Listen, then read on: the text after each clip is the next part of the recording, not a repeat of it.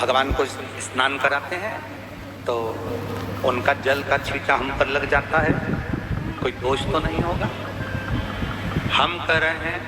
तुम जान कर जल का छींटा अपने ऊपर नहीं लगा रहे, आप धीरे धीरे आराम से जल चढ़ा रहे हो और थोड़ा सा जल का छींटा तुम पर लग जाए ना,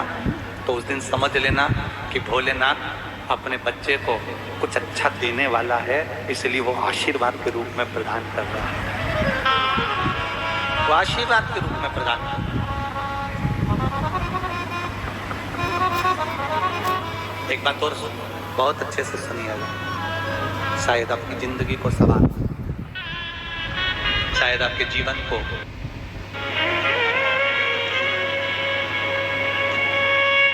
कभी पूजन करने और आपको शंकर भगवान के शिवलिंग के पास में या शंकर भगवान के शिवलिंग के ऊपर कनेर का अगर पीला फूल देखा है ना आप लोगों ने, अरे बोलो तो जमते, देखा है? कनेर का यदि पीला फूल शिवलिंग के आसपास में या शंकर भगवान के ऊपर कहीं रखा हुआ भी दिख जाए, विषम परिस्थिति हो, बहुत हिम्मत ना हारते हुए कभी भगवान अकेले में एकांत में आप पहुंचे उनके पूजन के लिए, कनेर का पुष्प वहां रखा, चाहे वो जलाधारी पर रखा हो, चाहे वो शिवलिंग के पास में रखा हो, शिवलिंग पर रखा हो, उस कनेर के पुष्प को अगर आप 5 जगह का स्पर्श कराकर अपने हृदय की बात कहकर वापिस महादेव को समर्पित कर देते हो, तो भी मेरा महादेव तुम्हारे दुख का निवारण कर देगा। अब वो 5 स्थान, वो 5 स्थान, पहला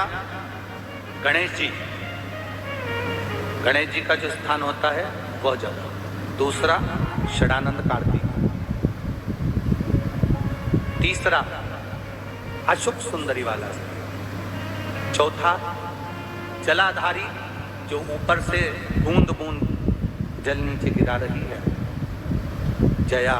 विषहरा, शामली बारी, दौतली, देव, शंकर जी की 5 बेटियों का। और 5वें नंबर का है शंकर भगवान के, जो कैसे वर्णन किया जाए, त्रिशूल के 3 भाग होते हैं। करें दर्शन आप लोगों ने, ये से सामने त्रिशूल लगा है, इस त्रिशूल के ऊपर देखेंगे तो 3 भाग दिख रहे हैं, नजर आ रहे हैं सबको? त्रिशूल का जो 3 भाग होता है, उस 3 भाग का जहां ज्वाइंट होता है, जहां मिलता है, एक जगह पर देखो तीनों भाग एक जगह पर मिले होते हैं, 3 भाग का जहां मिलन होता है, 5वां स्थान, ये 5वां स्थान, यहाँ पर स्पर्श कराकर शिवलिंग पर अपनी कामना कर श्री शिवाय नमस्तुभ्यम कहकर बाबा से अपने मन की बात कहकर जो समर्पित कर देता है,